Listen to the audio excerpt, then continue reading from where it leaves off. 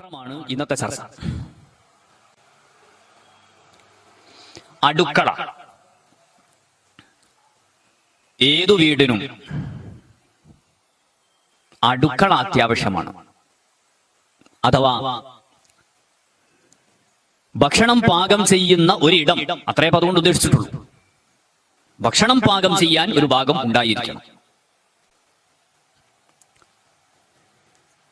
അത് വീടിന്റെ വളരെ മർമ്മമായ ഒരു ഭാഗമാണത്. മറ്റ് റൂമുകളെ അപേക്ഷിച്ച് അടുക്കള വളരെ രഹസ്യമായി കിടക്കുന്നതാണെങ്കിലും അടുക്കളയില്ലാത്ത വീടുകൾ ഉണ്ടാവില്ല.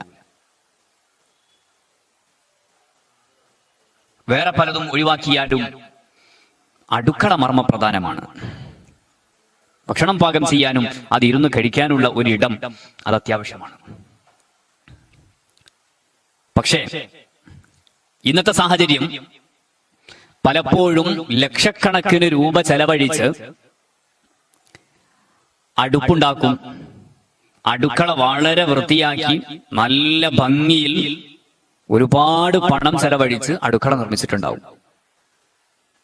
വീട്ടുകാരി ഇപ്പോഴും ഭക്ഷണം പാകം ചെയ്യുന്നത് പുറത്ത് രണ്ട് കല്ലെടുത്ത് വെച്ച് അതിലായിരിക്കും ഇപ്പോഴും ഭക്ഷണം പാകം ചെയ്യുന്നത്. ഈ അടുക്കള ഇതിങ്ങനെ ഷോക്ക് വേണ്ടിയിട്ട് ഇത്രയും ലക്ഷക്കണക്കിന് രൂപ ചെലവഴിച്ചിട്ട് ഈ അടുക്കള അവിടെ ഇങ്ങനെ വെറുതെ ഇട്ടേക്കാണ്. അതിന്റെ മതമാനമല്ല ഞാൻ ചർച്ച ചെയ്യുന്നത്, മറിച്ച് പലരുടെയും അടുക്കളയുടെ അവസ്ഥ അതാണ് എന്ന് പറയാണ്. അടുക്കള വൃത്തിയാവണം, അടുക്കള വൃത്തിയാവേണ്ടതുണ്ട്.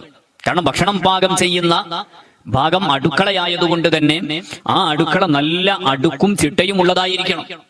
അടുക്കളയിൽ ഒന്നും അലക്ഷ്യമായി വലിച്ചെറിഞ്ഞതുണ്ടാവരുത്. നാം ഭക്ഷണം പാകം ചെയ്തതിന്റെ ബാക്കി ഭാഗങ്ങൾ അടുക്കളയിൽ അലക്ഷ്യമായി ഏതെങ്കിലും കോർണറുകളില് അല്ലെങ്കിൽ അടുക്കളയിലെ മറ്റേതെങ്കിലും ഭാഗത്ത് വെറുതെ ഇങ്ങനെ അലക്ഷ്യമായി വലിച്ചെറിയരുത്. മഹാനായ ഇമാം ശർവാനി റഹ്മത്തുള്ളാഹി അലൈഹി ദാരിദ്ര്യം വരുന്ന കാരണങ്ങൾ എണ്ണിയപ്പോൾ ആ കൂട്ടത്തിൽ പ്രത്യേകം എടുത്തു പറഞ്ഞിട്ടുണ്ട്, വീട്ടിൽ അടിച്ചുവാരിയത് അത് ഒരു ഭാഗത്ത് ഒതുക്കി വെക്കാതെ അല്ലെങ്കിൽ അതിന് നിശ്ചയിക്കപ്പെട്ടിട്ടുള്ള ഭാഗത്ത് കൊണ്ടുപോയി വിടാതെ അലക്ഷ്യമായിട്ട് വീടിന്റെ ഏതെങ്കിലും ഭാഗത്ത് വിട്ടേച്ചാൽ അത് ദാരിദ്ര്യത്തിന് ഹേതുവാകുമെന്ന് മഹാനായ ഇമാം ശർവാനി റഹ്മത്തുള്ളാഹി അലൈഹി രേഖപ്പെടുത്തിയിട്ടുണ്ട്. അവ പറഞ്ഞു വന്നത് അടുക്കള വളരെ വൃത്തിയുള്ളതായിരിക്കണം, വളരെ അടുക്കും ചിട്ടയും ഉള്ളതായിരിക്കണം. കാരണം നമ്മുടെ വീട്ടിൽ താമസിക്കുന്നവർക്കെല്ലാം ഭക്ഷണം പാകം ചെയ്ത് സഹോദരിമാർ നൽകുന്നത് ആ അടുക്കളയിൽ വെച്ചാണ്. അപ്പൊ ആ ഭാഗം പാകം ചെയ്യുന്ന ആ ഇടം വൃത്തിയല്ലാതിരുന്നാൽ അത് നമ്മുടെ വീട്ടിൽ നിന്ന് ഭക്ഷണം കഴിക്കുന്നവരുടെ ആത്മീയതയെയും അതുപോലെ തന്നെ ആരോഗ്യത്തെയും എല്ലാം ബാധിക്കുന്നതാണ്. അടുക്കള വൃത്തിയായിരിക്കണം. അടുക്കള വീടിന്റെ മർമ്മപ്രധാനമായ ഒരു ഭാഗമാണത്. അതുകൊണ്ട് വൃത്തികേട് ഒരിക്കലും അടുക്കളയിൽ ഉണ്ടാവരുത്. അടുക്കള എന്നത് പടച്ചറബ് നമ്മൾക്ക് ചെയ്തിട്ടുള്ള ഒരു മഹാ അനുഗ്രഹമാണ് യഥാർത്ഥത്തിൽ. എന്റെ ഏതൊരു പ്രഭാഷണത്തിൽ ഞാൻ സൂചിപ്പിച്ചിട്ടുണ്ട്. നിങ്ങൾ നോക്ക്, ഇപ്പോൾ ഈ കോവിഡ് കാലഘട്ടത്തില് എല്ലാ ഓഫീസുകളും അടഞ്ഞു, സ്കൂളുകള്, പള്ളികള്, മദ്രസകള്, ഇങ്ങനെ എല്ലാ സംഗതികളും അടഞ്ഞുകിടക്കാൻ, ഹോട്ടലുകള്, ബേക്കറികള്, എല്ലാ സംഗതിയും, റോഡുകളൊക്കെയും അടഞ്ഞു. പക്ഷേ അടയാത്തൊരു സംഗതി ഉണ്ടെങ്കിൽ നമ്മുടെ ഓരോരുത്തരുടെയും വീടിന്റെ അടുക്കള അടഞ്ഞിട്ടില്ല. വീടിന്റെ അടുക്കള അടഞ്ഞിട്ടില്ല. ഇതിന്റെ ക്രെഡിറ്റ് ഒരളവോളം നമ്മൾ വകവെച്ചു കൊടുക്കേണ്ടത് നമ്മുടെ സഹോദരിമാർക്കാണ്. ഞാൻ നേരത്തെ സൂചിപ്പിച്ചിട്ടുണ്ട്, ആ സഹോദരിമാര് അവര് ഒരു വേള ഞങ്ങളെ അടുക്കളക്കും ഇനി ലോക്ക്ഡൌൺ ആണെന്നങ്ങ് പ്രഖ്യാപിച്ചാൽ നമുക്ക് കയറി ചെയ്യാൻ കഴിയുമത്? എത്ര സമയം ചെയ്യും നമ്മൾ ഭക്ഷണം പാകം ചെയ്യല്? ആ ഉമ്മമാരവര് കഷ്ടപ്പെട്ട് അവര് പ്രയാസങ്ങൾ സഹിച്ച് നാട്ടിൽ വീണിട്ടുള്ള ലോക്ക്ഡൌണുകളൊന്നും അവരറിയാതെ അവർ ഇപ്പോഴും അടുക്കളയിൽ കിടന്ന് വീട്ടുകാരായ നമ്മൾക്കു വേണ്ടി ഭക്ഷണം പാകം ചെയ്യാൻ വേണ്ടി അവർ കഠിനാധ്വാനം ചെയ്യാണ്. രാവെന്നോ പകലെന്നോ വ്യത്യാസമില്ലാതെ അടുക്കള എപ്പോഴും ഓപ്പണാണ്. ഇനി റമദാൻ വരികയാണ്. റമദാനാകുമ്പോ പലപ്പോഴും പകൽ സമയങ്ങളിൽ അടുക്കള അടഞ്ഞുകിടന്നാലും അത്താഴത്തിന് എഴുന്നേൽക്കുമ്പം സുബഹി ബാങ്ക് കൊടുക്കുന്നതിന്റെ 1.5 മണിക്കൂർ മുമ്പ് തന്നെ എഴുന്നേറ്റ് ഭക്ഷണം പാകം ചെയ്യുന്ന സഹോദരിമാരുണ്ടാവും. അപ്പൊ പാതിരാവ് മുതൽ അടുക്കള ഓപ്പണായി അത്താഴത്തോടുകൂടെ ആ അടുക്കള അടച്ചാൽ പിന്നെ അസ്ർ നിസ്കാരം കഴിയുന്നതോടെ രണ്ടാമതും ഇത് ഓപ്പണായി കഴിഞ്ഞാൽ പിന്നീട് തറാവീഹ് കഴിഞ്ഞ് നേരം 10 മണി 12 മണി വരെ അടുക്കള ഓപ്പണാണ്. അപ്പൊ രാവെന്നോ പകലെന്നോ അടുക്കളക്ക് യാതൊരു വ്യത്യാസവുമില്ല. ഏത് സമയത്തും അടുക്കള തുറന്നു കിടക്കാണ്. ആ അടുക്കള ഇക്കോലത്തിൽ തുറന്നു കിടക്കുന്നത് അത്രയും യാതൊരുവിധ ലോക്ക്ഡൌണും വീഴാതെ എപ്പോഴും അത് ഓപ്പണായി കിടക്കുന്നത് പ്രിയപ്പെട്ട സഹോദരങ്ങളെ, നമ്മുടെ ഉമ്മമാർ, നമ്മുടെ സഹോദരിമാർ ചെയ്യുന്ന ത്യാഗമാണത്.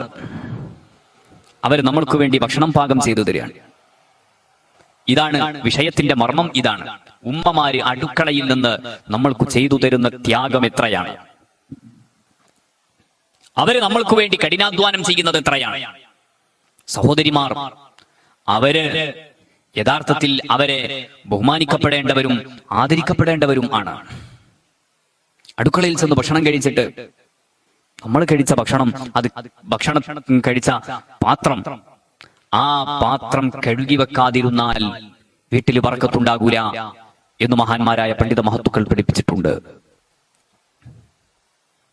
അടുക്കളയിൽ യഥാർത്ഥത്തിൽ സഹോദരിമാരാണ് ഇത്തരം സംഗതികളൊക്കെ ചെയ്യുന്നതെങ്കിലും ഭർത്താക്കന്മാരായ നമ്മൾക്കും അതിൽ അവരെ സഹായിക്കുന്നത് കൊണ്ട് വിരോധമില്ല. നബി സല്ലല്ലാഹു അലൈഹി വസല്ലം തങ്ങൾ അത്തരം സംഗതികളിൽ ഭാര്യമാരെ സഹായിച്ചിട്ടുണ്ട്. ഭാര്യമാർക്ക് വേണ്ട എല്ലാവിധ സഹായങ്ങളും മുത്തുനബി സല്ലല്ലാഹു അലൈഹി വസല്ലം അടുക്കളയിൽ നിന്ന് ചെയ്തിട്ടുണ്ട്. ഏതുവരെ നമ്മളെ സഹായം ചിലപ്പോൾ ഭക്ഷണം വിളമ്പി ഭാര്യ വിളിച്ചു, അവിടെ ചെന്നിരുന്നു, അത് കഴിച്ച് അങ്ങനെ തന്നെ എഴുന്നേറ്റ് പോരാ. ഭക്ഷണം കഴിച്ച പാത്രങ്ങൾ കഴുകി വെക്കാതിരുന്നാൽ നബി സല്ലല്ലാഹു അലൈഹി വസല്ലം തങ്ങൾ പറഞ്ഞു, പാത്രങ്ങൾ തസ്ബീഹ് ചൊല്ലുന്നുണ്ട്. ആ പാത്രങ്ങളുടെ തസ്ബീഹ് മുറിഞ്ഞു പോകുന്നത് നിങ്ങൾ കഴിച്ച പാത്രങ്ങൾ കഴുകി വെക്കാതിരുന്നാൽ ആ പാത്രങ്ങളുടെ തസ്ബീഹ് മുറിഞ്ഞു പോകുന്നതാണെന്ന് സയ്യിദുനാ മുഹമ്മദ് റസൂലുള്ളാഹി സ്വല്ലല്ലാഹു അലൈഹി വസല്ലം പഠിപ്പിച്ചിട്ടുണ്ട്. അപ്പോൾ അടുക്കളയിൽ നിന്ന് കഷ്ടപ്പെടുന്ന സഹോദരി, അടുക്കളയിൽ നിന്ന് നിത്യമായി ഭക്ഷണം പാകം ചെയ്ത് വേണ്ടതെല്ലാം നമ്മൾക്ക് ആ അടുക്കളയിൽ നിന്ന് പാകം ചെയ്ത് നമ്മുടെ മുന്നിലേക്ക് കൊണ്ടുവരുന്ന, യാതൊരുവിധ വൈമനസ്യവുമില്ലാതെ ഒരു പ്രയാസവുമില്ലാതെ അത് കൊണ്ടുവന്ന് നമ്മുടെ മുന്നിൽ വെക്കുന്ന ഉമ്മമാർ, ആ ഉമ്മമാർ എന്തുകൊണ്ടും അവർ ബഹുമാനമർഹിക്കുന്നവരാണ്. അല്ലാഹുവേ, അവർക്ക് നീ ആഫിയത്തുള്ള ദീർഘായുസ് പ്രദാനം ചെയ്യണേ അല്ലാഹ്.